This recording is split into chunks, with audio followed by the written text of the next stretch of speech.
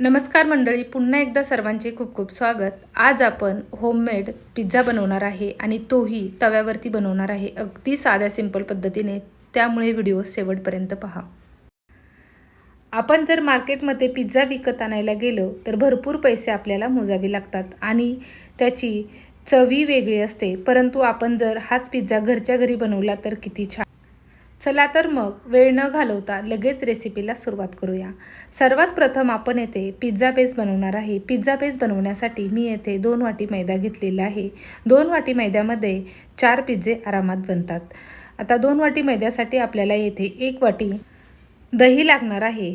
तसेच 1 टीस्पून आपल्याला येथे खाण्याचा सोडा व 1 टीस्पून बेकिंग पावडर लागणार आहे. हे सर्व साहित्य आपल्याला छान एकजीव करून घ्यायचे आहे. दही, बेकिंग सोडा आणि बेकिंग पावडर यामध्ये मैदा छान फुगतो. हे मिश्रण आपल्याला छान 5 मिनिट मस्त एकजीव करून घ्यायचे आहे.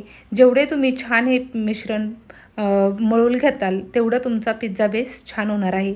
मार्केटमध्ये जर तुम्ही पिझ्झा बेस विकत आणायला गेलात तर खूप कमी किमतीत भेटतो, परंतु स्वच्छता नसते, ताजा नसतो, कधी बनवलेलं हे आपल्याला माहीत नसतं आणि चवीला तो एवढा चांगलाही लागत नाही. अर्धी वाटी दही मी सुरुवातीला वापरले होते, पुन्हा अर्धी वाटी दही वापरलेले आहे. म्हणजेच 2 वाटी मैद्यासाठी आपल्याला 1 वाटी दही येते परफेक्ट आहे.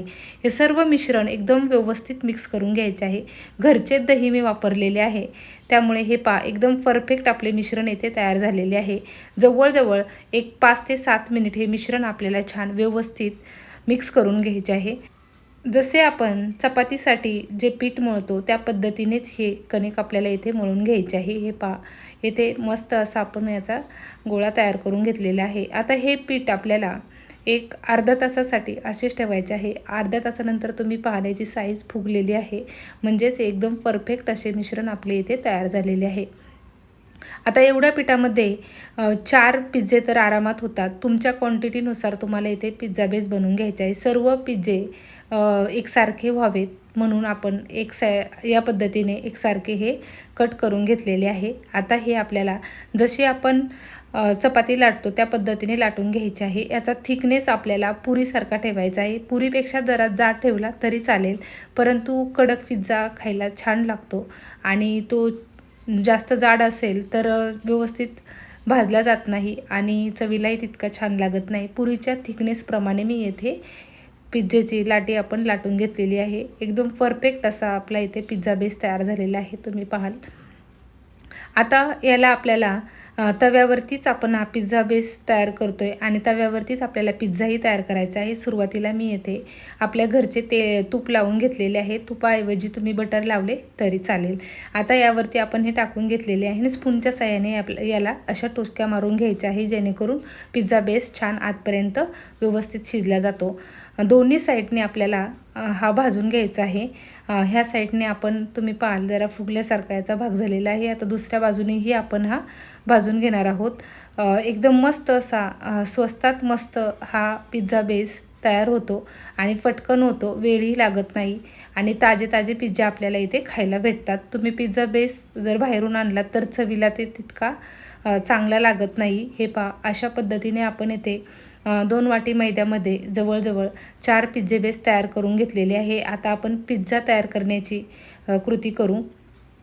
आता पिझ्झासाठी आपल्याला इथे काही भाज्या लागणार आहे, तर मी येथे कांदा या पद्धतीने स्क्वेअर शेपमध्ये कट करून घेतलेला आहे. शिमला मिरची, गाजर, तुमच्या घरामध्ये जेवढ्या भाज्या तुमच्याकडे उपलब्ध असतील तेवढ्या भाज्या तुम्ही या पिझ्झामध्ये टाकू शकतात. हे स्वीटकॉर्न, शिमला मिरची, गाजर, टोमॅटो, कांदा हे सर्व घटक मी येथे कट करून घेतलेले आहे. आता यातील अर्धेच घटक आपल्याला वापरायचे आहे आणि अर्धे घटक तसेच कच्चे एका साईडला आपल्याला ठेवून द्यायचे आहे. आता सर्वात प्रथम आपण या सर्व भाज्या कट करून घेतलेल्या आहे. पूर्वतयारी म्हणून हे आपल्याला आधीच करून घ्यायचं आहे. त्यानंतर आपण पिझ्झ्याची चटणी बनवून घेणार आहोत. यातील अर्ध्या भाज्याच आपण पिझ्झ्याच्या चटणीसाठी वापरणार आहे. तर सर्वात प्रथम आपल्याला कढईमध्ये थोडेसे तेल टाकून घ्यायचे आहे आणि त्यामध्ये आपल्याला शिमला मिरची, कांदा, टोमॅटो ज्या आपण आपल्या आवडीनुसार ज्या भाज्या वापरलेल्या आहेत त्या सर्व भाज्या आपल्याला यामध्ये टाकून घ्यायच्या आहे.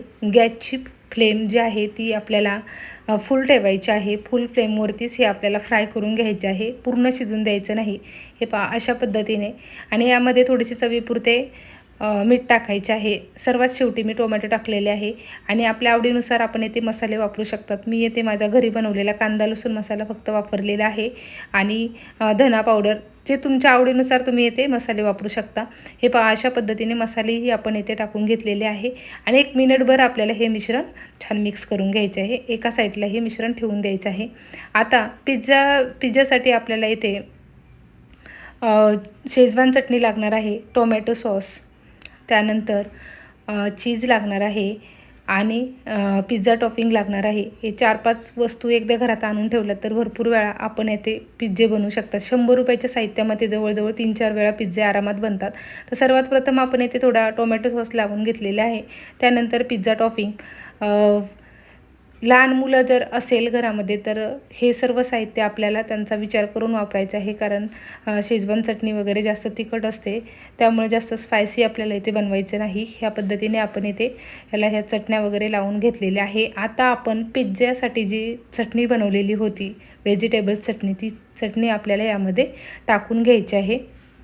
त्यानंतर त्यातील काही भाज्या आपण अशाच कच्च्या ठेवलेल्या होत्या, त्या कच्च्या भाज्याही यामध्ये टाकून घ्यायच्या आहे. गाजर, स्वीट कॉर्न, शिमला मिरची आणि कांदा टोमॅटो, हे कॉमन ज्या भाज्या आहेत पिझ्झ्यासाठी ह्या लागतातच.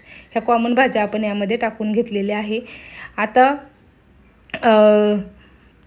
2 कप मैद्यामध्ये आपले 4 पिझ्झे ते आरामात तयार झालेले आहे. आता सर्वात शेवटी आपण येथे चीज वापरलेले आहे. साधे चीज मी वापरलेले आहे. पिझ्झा चीज मला इथे भेटलेले नाही, त्यामुळे साधे चीज अमूलचे चीज येथे वापरलेले आहे. त्या तव्यावरती पुन्हा थोडेसे घरी तयार केलेले तूप टाकलेले आहे आणि त्यावरती आपण हा तयार करून घेतलेला जो पिझ्झा आहे तो पिझ्झा त्यावर ठेवलेला आहे. आणि 2 ते 3 मिनिट यावरती आपल्याला झाकण ठेवायचे आहे. तो पिझ्झा तयार होईपर्यंत दुसरा पिझ्झा आपण तयार करून घेणार आहोत. थोडीशी वाफ तयार झाली, 1 मिनिटभर यावरती झाकण ठेवलेले आहे.